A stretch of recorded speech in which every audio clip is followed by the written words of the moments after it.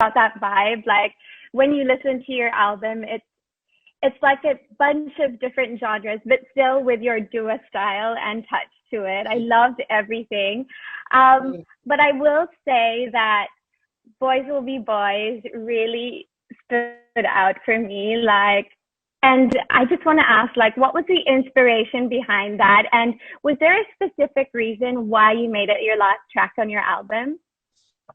Um, so the inspiration behind that was very much something that happened in my life, something that I felt like I needed to talk about. I feel like I talk about women's issues and women's equality a lot. And I felt like I needed to put something on the record that was kind of directly addressing that and maybe like the growing pains of what it's like to be a woman. The reason it's the last song on the track is because the first song on the track is Future Nostalgia, which is kind of this like false sense of confidence, very in your face, super sassy, claiming I'm like the female alpha. You know, it's all this like embodiment of an energy that I almost wish I had, you know, and when I Mm-hmm, say mm-hmm. it, that's how I feel, you know.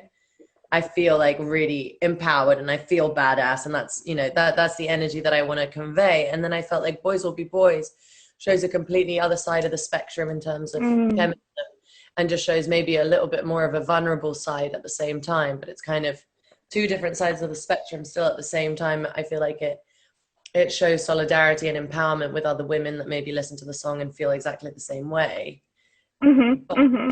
it felt like it was important to have that parallel on the album, Yeah. and so that's the last Mm-hmm. song on the album. I felt that. I really, really did.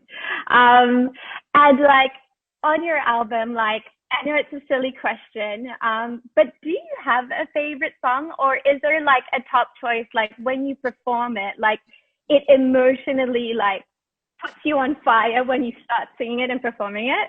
Um, you know, I love, especially now with my live stream coming up. I've been rehearsing a lot, and the songs that I've really loved performing. I mean, I've had such a fun time performing all of them, but it's really been Pretty Please and Hallucinate are two songs that Mm-hmm. I'm dying to get up on stage and just like finally perform with you guys. Um, Mm-hmm. that's going to be fun. It's just like it depends, you know, and the more comfortable you get with a song, then you kind of, I don't know, you embody it in a different way and you become a bit more Right. comfortable with it, and that almost becomes your favorite song because I feel like you then get kind of lost in it. Yeah. um but it depends. It's kind of hard to tell right now, but those are the two that I'm like really excited about. And something that was actually another exciting part about you is that you've had in the span of 2 weeks, two new releases, collaborations. Congratulations on Fever and Prisoner. Um, and it's been so great this year to see you have so many different collaborations with amazing artists all over the globe. Will we be expecting any more surprise collaborations? um maybe you know, I'm working on putting out the deluxe version of my record for next year. Mm-hmm. So you might hear some unexpected Ooh. collaboration maybe that you haven't heard before.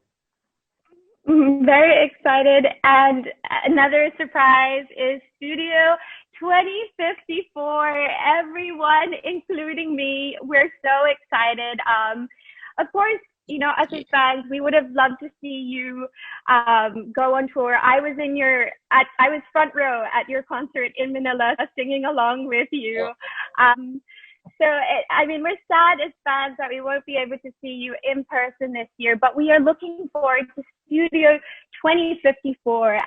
It's a virtual concert. What can we expect, like, from your outfits and concepts and music? Well, I guess, you know, it's funny that you put it that way because it's kind of the reason why I decided to do the live stream was because I was dying to kind of get out in front of an audience and do a live show and finally perform these songs. Like I'm dying to perform the songs on Future Nostalgia. So to be able to kind of put this show on for you guys and everyone at home, it makes it really, really special for me. So I'm like working really hard to make sure that I just don't disappoint you and I give you like the best show ever, especially from like the comfort of your home. Um, Mm-hmm. but it's like a multi-dimensional show. It goes from like an 80s TV studio into like a roller disco into like New York like boiler room rave with lots of like special guests and guest appearances, and it's a very like relentless show. It just like goes and goes and goes, and every time like there's always something new happening, and there's always like exciting guests and exciting moments, and it has just been an absolute blast to put this on. We've been working extremely hard, and I'm just so excited to see what you all think. I am so excited. As the same, I'm sure all the Filipinos are so excited to watch you. Would you like to say something to Filipinos who are excited to catch you just a few more sleeps at Studio 2054? Yeah, I just want to send everyone all my love because I really, really miss you all. And I wish I had the opportunity to come and see you all in person and be there on tour. But the second that we are allowed to come and hang out and party together and be with each other and celebrate, that's the first thing I'm going to do. So I just want to say thank you so much for all your patience. And I hope you're all staying safe. And I'll see you all very soon. Mwah. Thank you so much, Dua, and we hope to see you in Manila when everything is allowed again, when you can go on tour again. We will be waiting patiently. And until then, we will be levitating with you at Studio 2054. Thank you so much. I'll see you soon, my dear.